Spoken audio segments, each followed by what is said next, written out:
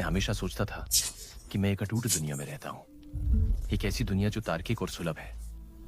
न कभी कभी किसी शांत अर्धरात्रि में वास्तविकता का पर्दा अचानक पतला हो जाता है और फिर एक कंपी देने वाला सच सामने आता है। मैंने सोचा था कि खेल में उच्च ऊर्जा वाले दृश्य पहले से ही काफी डरावने थे, जब तक कि मैंने अपनी आंखों से उस दुनिया को नहीं देखा जो नहीं होनी चाहिए थी। एक ऐसा वास्तविकता जो किसी भी बुरे सपने से अधिक वास्तविक और किसी भी शहरी की वदंती से अधिक उचित थी। उसके बाद से मैं इस दुनिया को पहले की तरह नहीं देख सका। हर बार की अकारण चुप्पी जिससे मुझे याद दिला रही है कि कुछ चीजें तुम्हारी दृष्टि से बाहर छिपी हुई है, जो चुपचाप तुम्हें देख रही हैं।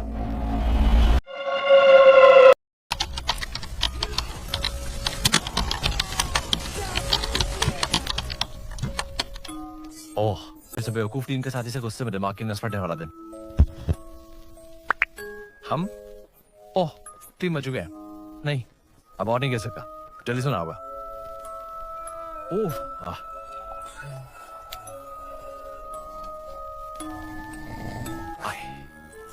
इस खराब हॉस्टल में कब एयर फ्रेशनर लगेगा? ओह, हर बार जब मैं आता हूं तो ऐसा लगता है जैसे मैं किसी केमिकल फैक्ट्री में आ गया हूं।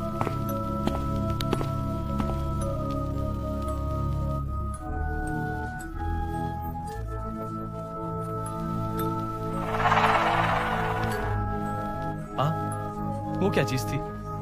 हाय, शायद देर रात तक जागने की वजह से आंखें धुंधली हो गई हैं। उस समय मेरी यही सोच थी। एक विशिष्ट भौतिकवादी उत्तराधिकारी सोचता है कि आंखों द्वारा देखे गए भ्रम मस्तिष्क के सीपीयू के अधिक गर्म होने से उत्पन्न बग हैं। मैं तो काफी आशावादी था कि यह हरी रोशनी शायद किसी दोस्त की लेजर पेन से आ रही है जो आधी रात को कुछ कर रहा है, लेकिन मैंने कभी नहीं सोचा था कि वह कोई बग नहीं था, बल्कि यह एक और दुनिया से आया हुआ लॉगिन वेरिफिकेशन कोड था। वाह, ये तो अजीब है। आमतौर पर बूढ़े चांके खर्राटे निर्माण स्थल की तरह होते हैं जो हॉस्टल की इमारत को गूंजा देते हैं। आज रात तो वो चुप हो गए। वाकई में दुर्लभ है। आखिरकार चैन की नींद सो सकता हूं। कहो, ये दोनों अब तक नहीं उठे। चलो छोड़ो, उन्हें नहीं उठाते। छोटी, चलो नाश्ता जारी रखें। अरे, लोग कहाँ हैं? क्या वे पहले ही कक्षा में चले गए? उस समय मुझे ये काफी सामान्य लगा।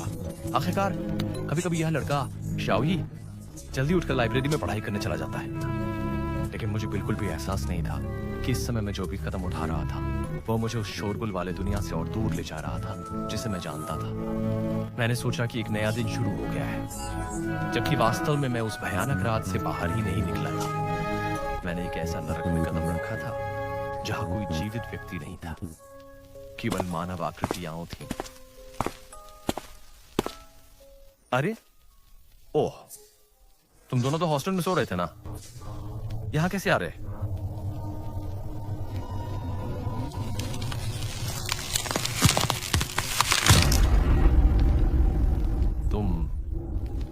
तुम लोगों को क्या हुआ? ये क्या स्थिति है? उस पल मुझे ऐसा लगा जैसे मैं गलती से सर्वर के बैकएंड में घुस गया हूं और मेरे आने से आसपास के सभी एनपीसी फ्रीज हो गए हैं। उस तरह की भावना हॉरर फिल्म से भी ज्यादा डरावनी है, क्योंकि हॉरर फिल्म में भूत कम से कम हिलते डुलते तो हैं और ये लोग बस सीधे तुम्हें घूरते रहते हैं, जिससे तुम्हारे दिल में डर पैदा होता है और तुम यहां तक सोचने लगते हो कि कहीं तुम ही तो वो अजीबोगरीब प्राणी नहीं हो।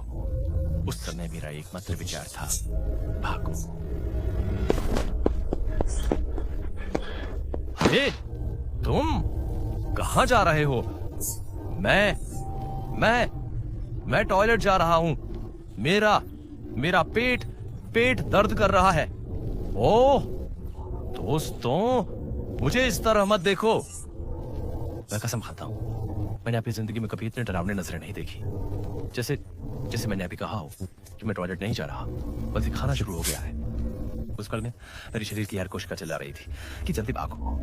मेरी यह अभिशप्त जीवित रहने की इच्छा उस क्षण सीधे माउंट एवरेस्ट तक बढ़ गई। क्या समझदारी, क्या तर्क, सब भाड़ में जाए।